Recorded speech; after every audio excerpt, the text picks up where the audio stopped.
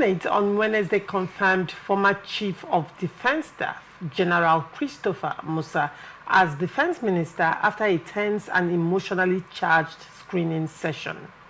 What began as a routine take-a-bow-and-go procedure quickly escalated into sharp questioning as lawmakers demanded explanations for recent security failures, including the KB school abduction and the kidnapping of Brigadier General Oba. Senate President Godswill Akpabio led the interrogation, insisting that Nigerians deserved answers about why soldiers withdrew shortly before the KB attack and how a senior officer was abducted without adequate protection. The intense exchanges halted attempts to ease Musa through the screening, forcing the chamber repeatedly into calls for order. Responding, Musa described the incidents as painful and unacceptable, promising full investigations and consequences for any lapses within the armed forces. He emphasized that Nigeria's security challenges require collective effort beyond the military and called for stronger border control, improved regional cooperation, renewed safe school measures, and a crackdown on terrorist funding sources, including illegal mining. Dr. Bassi, I mean, what is your, first of all, before I even say anything, what is your take on this? Congratulations to him because he has scaled through the hurdles in the National Assembly. He's now Minister of Defense designate until he's being sworn in by the President. But looking at the activities playing out in the National Assembly, for me, I have a dream to see the Nigerian Parliament, doing what is expected of them at any given time, no matter who is involved. That is the beauty of Parliament. Than the usual, please just bow and go. And it does not in any way, for me, since it does not result to fighting, it was just about asking the relevant and necessary questions as it regards security. For me, that is the right thing. So the issue of bow and go, for me, they should stop exercising that because it really weakened the institution credibility. That somebody will think that, look, when you go there, this is what you will get. At the end of the day, you end up getting nothing out of it. So for me, security is the problem that Nigeria is facing at the moment. In fact, the entire, I don't know how many states in the northeast that is remaining for these boys. It's already in the south. It's already in the southeast. It's already in the south. So just Owerri, about Owerri Road. If you're going from Omoeka Junction, if you go through about, we are in Port Harcourt now, you're going through about, you get to Omoeka Junction and take your left. That road is about Owerri Road. It takes you straight through Ngobala, Imo Airport, down to Owerri. Thank you. That road between Sunday and yesterday has witnessed unprecedented kidnaps. Now, I am telling you, entire buses being kidnapped, entire vehicles. What the reports I have gotten so far, over 7 buses have had their occupants, including the drivers, kidnapped. This is now here, and it's just very close. It's in Abia State now.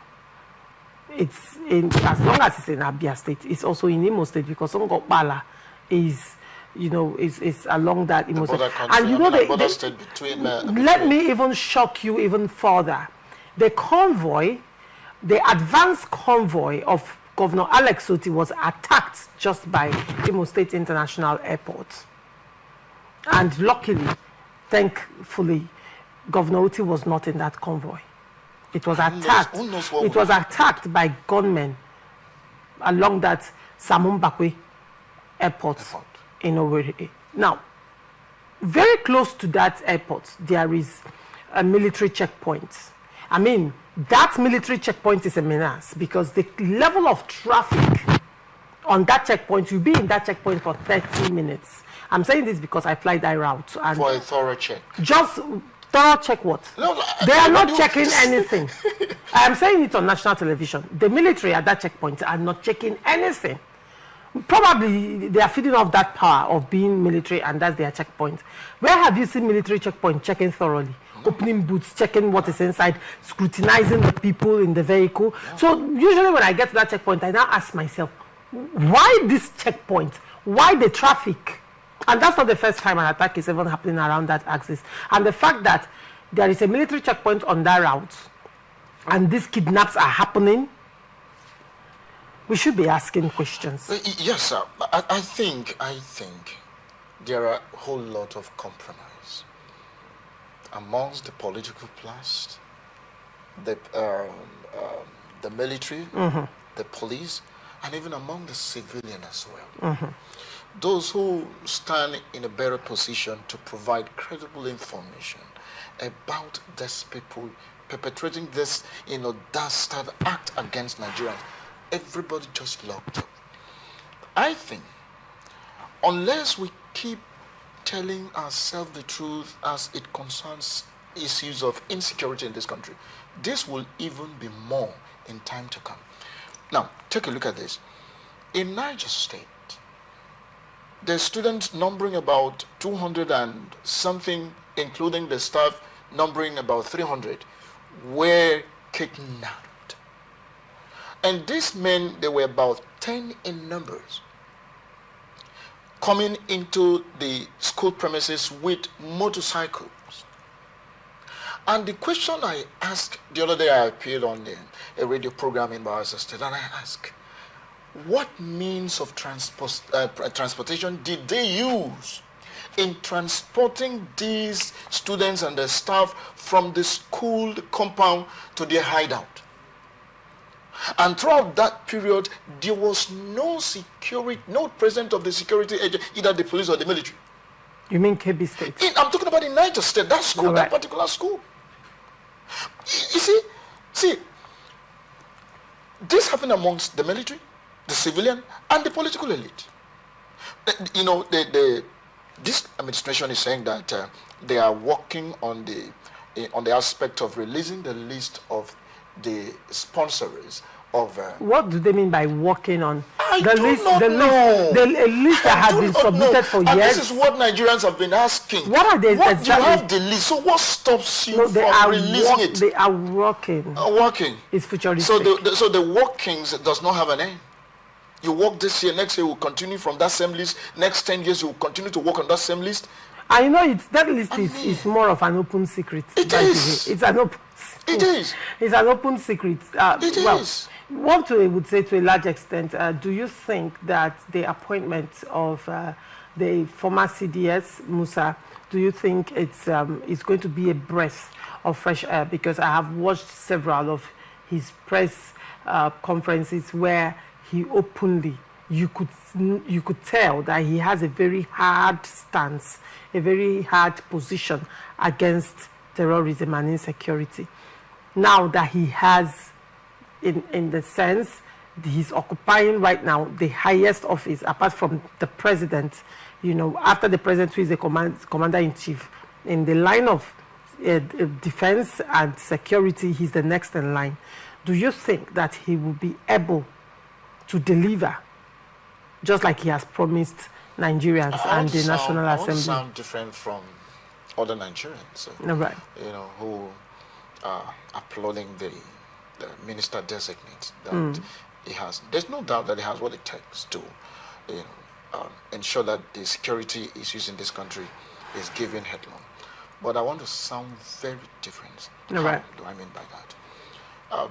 Remember, this man today, as a minister designate, was just immediate past chief of defense staff. The question Nigerians are asking, when he was there as a chief of defense staff of Federal Republic of Nigeria, for the past 2 years or thereabout, there were kidnapping cases.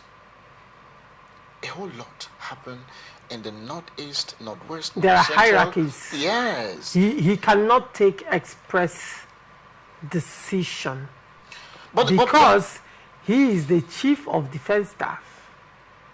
and the Minister of State for Defense is higher than him, and then you have the Minister for Defense who is higher than the Minister of State for Defense and the Chief of Defense Staff. You see that? Now, while as the Chief of Defense Staff, he has the control of the military, he reports to a political appointee who is higher than him. Now, you see, I want to believe. I don't know if you're looking at. That's why I'm now saying, now that he's holding that highest position to be able to take decisions, right? The only person that can stop him is the president. Do you think that we should expect something different? So that's what I'm saying. You're very pessimistic. I'm telling you. So, see, if you are a Chief of Defense Staff of Federal Republic of Nigeria, which you can also receive direct command from the president or presidents to act on a certain issue, and you couldn't act to save Nigeria from this embarrassment, do you think now, because it's no longer a military man on uniform but out of uniform, it's a civilian now, it will involve politics as well into whatever he's doing. Remember, he might not, be a member of any political party, but he has been drafted into Nigerian political family to think and reason like an average Nigerian politician. Being a political appointee. That is it. So that is my line of thought. That is my reaction, point. Right. Now, if he sees himself as that, he will do nothing or little or nothing. Right. But if he sees himself as, one who would prefer the right solution to because Nigeria has a problem of insecurity currently.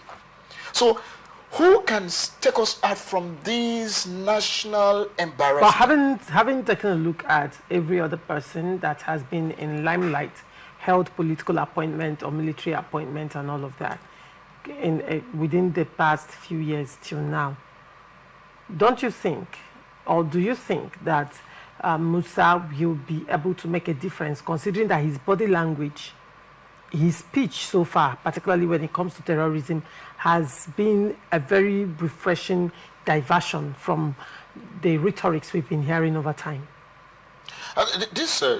For me, maybe this is the first time since... Because what I have heard so far from politicians, even certain, I've heard from a GOC and, several persons, on television, you hear them say things like, oh, we are calling on the bandits, we are calling on Boko Haram to lay down their arms and repent. Even one GOC even said that a repentant Boko Haram member can even be the president of Nigeria in the future.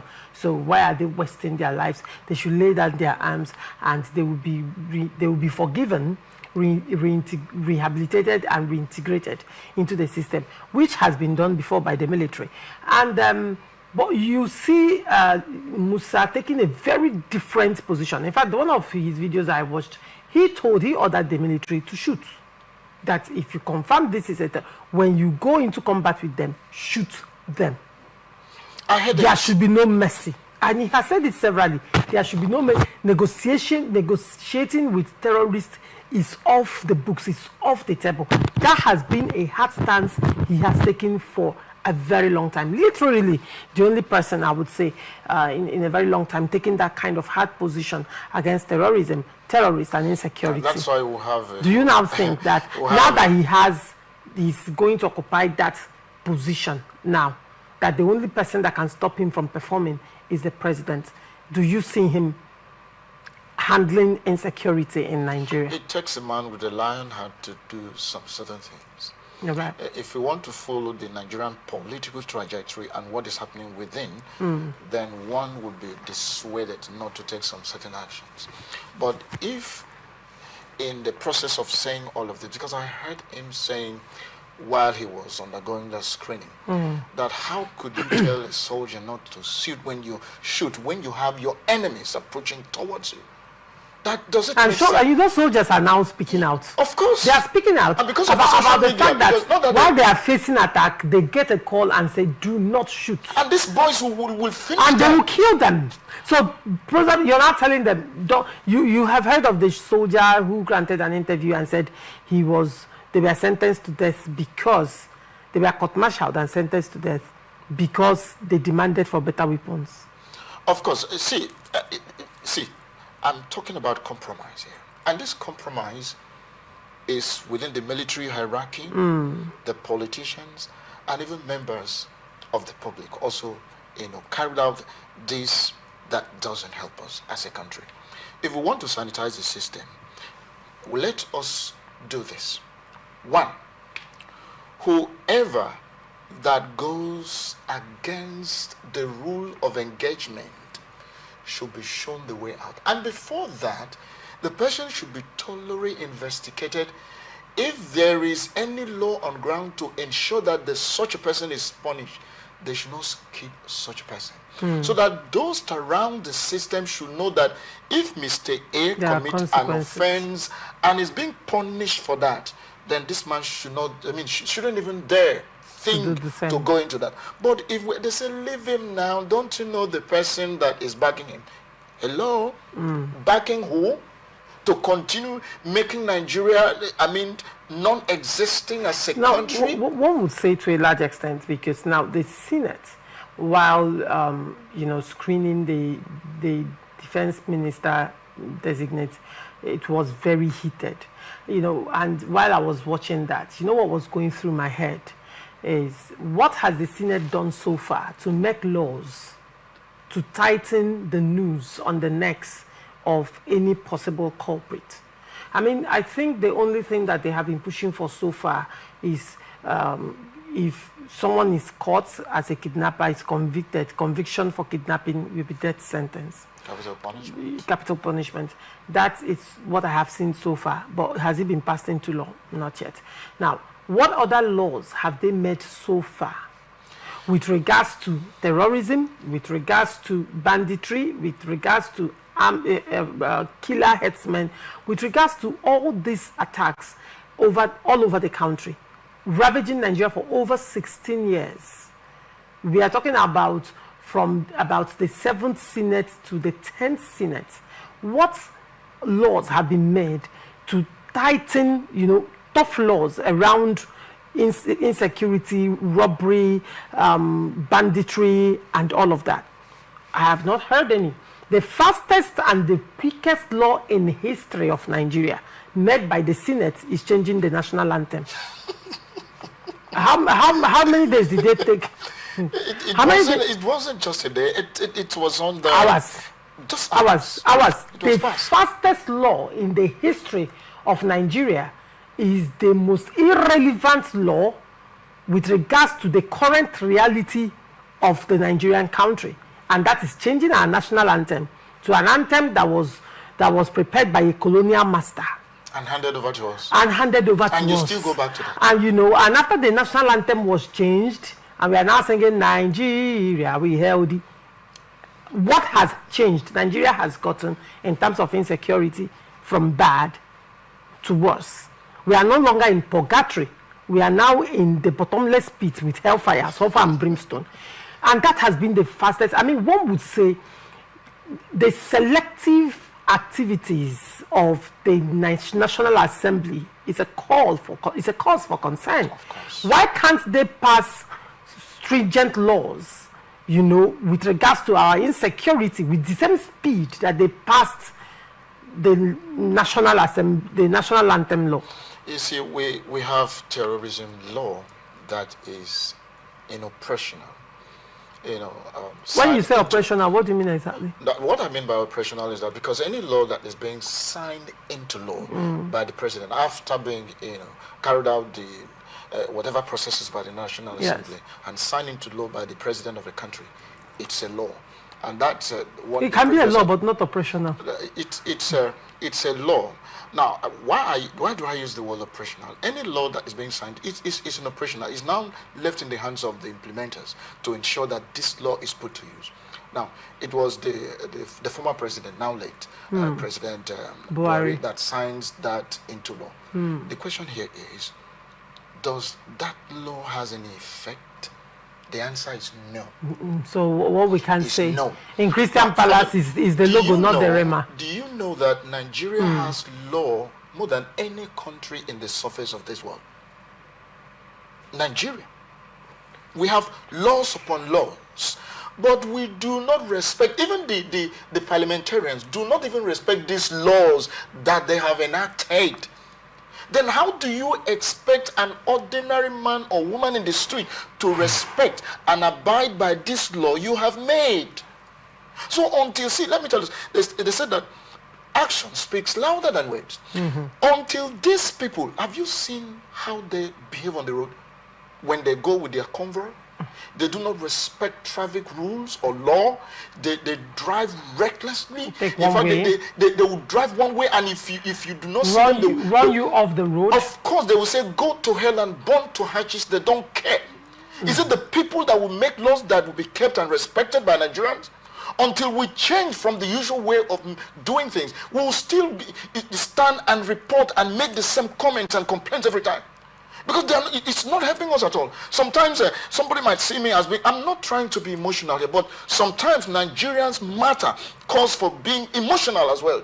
Because when you look at an average Nigerian who wakes up in the morning, goes to his place of assignment, and things will be done haphazardly, zigzagly.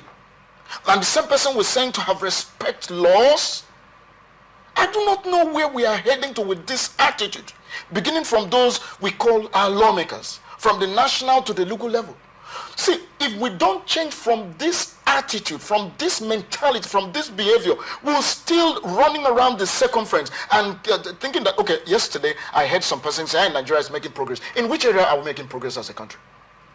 In which area are we making progress? Is it economically? Is it educational? Is it health-wise? Is it, where are we making this progress? Because insecurity is the Nigerian problem at the moment.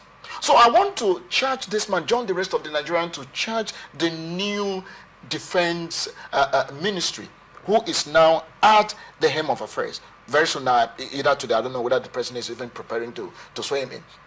Please, Nigeria has a problem, and that problem is insecurity. Please, can you fix this for us? Even, don't mind stepping into tolls. Who are they? Are they greater than the 250 million Nigerians? I think to a large extent, he will have to step on very powerful tools. Let him step on them in order to and help Nigeria. If he must fight insecurity, it will be better for him to step on toes and help this country and salvage this country out of this quagmire that we found ourselves. And the president as well should give him the free rein. Of course, don't allow politics to attach him to this. The president should give him the free rein. That is what to we are step on praying those for. toes. Of course. And also ensure that he is properly, him and his family, they are protected. That as well. While stepping on powerful tools. Of course. Because we should expect that there may be consequences. Of course. Right. Absolutely. Now, you just said, CDS Musa, the Chief of Staff incoming, congratulations to him, General Christopher Musa retired. Right. The expectations are high. Very high, very high. Expectations, genuinely Nigerians love this man. Absolutely. I am among the people, I am not even hiding it. I am among the people that love retired General Christopher Musa, and I genuinely pray for him. And I am praying that God will give him the foresight, the strength and the wisdom, and a spine of steel, a face of fleet, and a heart of lion to do what he needs to do. To take us out from this mess, because I also pray the president to, give him all the backing and all the support that he will need, and stand down people that will want to play politics with the lives of Nigerians. As well as the Senate, to quickly, with the speed with which they passed the national anthem law, the national anthem law, with the same speed that they passed the national anthem law, they should please make laws that will protect lives and properties. I mean, whatever security law that we have right now should be reviewed. There should be very strong punishment for sponsors of terrorism. Of course. And not just that, we want to see successful prosecution. A terrorist was caught and prosecuted by DSS on account of terrorism. Let me shock you. That terrorist was sentenced to 20 years in imprisonment. 20 years. Meanwhile, under Nigerian law, Terrorism Act, carries the death sentence. Nnamdi Kanu got life imprisonment. As against the death sentence, because Justice Omotosho said that God has touched his heart. And while Nnamdi Kanu got life imprisonment for self-determination, someone somewhere, a bandit, a known one, with havoc in this country, with evidence, everything taken before the court, prosecuted by the DSS. The person got what I would call a minimum sentencing of 20 years. And tomorrow you will come and what that means is that the lives of Nigerians are in danger. We are not, hold on. We're in danger. The life of one Nigeria is not worth 1 year in prison. Of course. Right? Because how many people have this man killed? How many people has he masterminded operations of massacre and genocide against? And despite all that killing and successful prosecution by the DSS, this young man gets 20 years imprisonment, which means the lives of Nigerians are worth nothing. Nothing. But we also have the case of Sunday Jackson, who killed a killer bandit or killer herdsman who came to attack him on his farmland with stab wounds. He got the death sentence for self-defense against a killer herdsman. And that's the country we find ourselves. A herdsman who faced terrorism charge was charged on the account of terrorism, not manslaughter. Of course. Terrorism. Got 20, which is capital punishment. Got 22 years in prison. I mean, 20 years, not 20 years. What a country! What a country! And this is where we will also call on the judiciary to be non-political and not biased and do the right thing. Nigeria needs all arms of government to function at this point without bias. I am believing that the president appointing retired General Christopher Musa as the defense minister is a step in the right direction. And that if we are to go by that body language, by this appointment, we will now say probably the president is now ready to fight terrorism and probably wants to. Yes, going by this particular appointment, we are not having a defense minister that is saying bandits should lay down their weapons and call for negotiation. Do you know that in time past we've also poured a lot of acronym in someone's, maybe was it in defense? Was it insecurity? No, let's just put it in general. Let's say with regards to this, because it is not just about Nigerians now, the expectations being high on Nigerians. It's also as a result, there is pressure from the international community. The eyes of the world and international politics, international media, everything is on Nigeria. The load that the defense minister is carrying is a very heavy one, and he just has to deliver. And there was something. I will pray for him to succeed. Amen.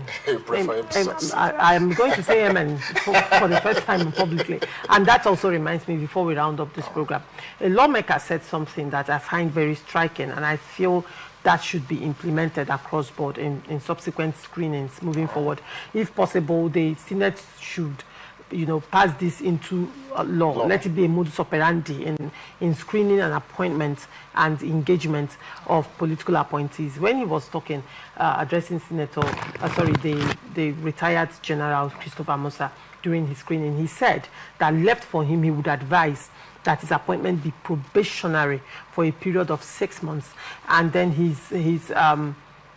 after 6 months there'll be a review to check if he even delivered or he is actually making improvements or delivering on the things. And I feel that should be actually employed. That will help Nigeria. Political appointees will have no choice but to do the right thing when they are appointed, because they know they have a 6 months window.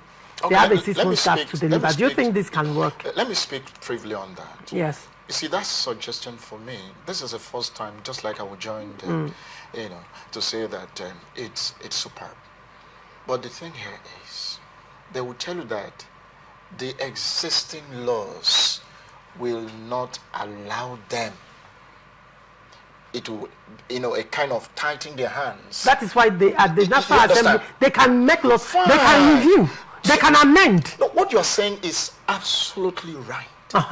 But let them unbundle themselves, untie their hands, and do the needful, because now is the right time. There is no other time than now that Nigerians are on the crossroad, and we need somebody to take us out from this zone that has been making us to be retrogressing every time, and it's not helping us at all. So if they can put that into being a law and made it that, look, such sensitive positions like Ministry of Defense, so we know that you've gathered a whole lot of experience, but we want you to go and let us see what you can do, maybe for 6 months. And if you can't perform, we say, sir, with due respect, you are a general in the military, you are a retired general. Let's try another person. Let's try another person. Whether the person can take us out from this quagmire. I think not just this, but across board. Yes, in all ministries. In all ministries. In education, in health, in economy, all the... And even at that, not just look at their performance, also look at how their spending has been. Of course. Of course, now that will checkmate a lot of things. That is not meant for public servants.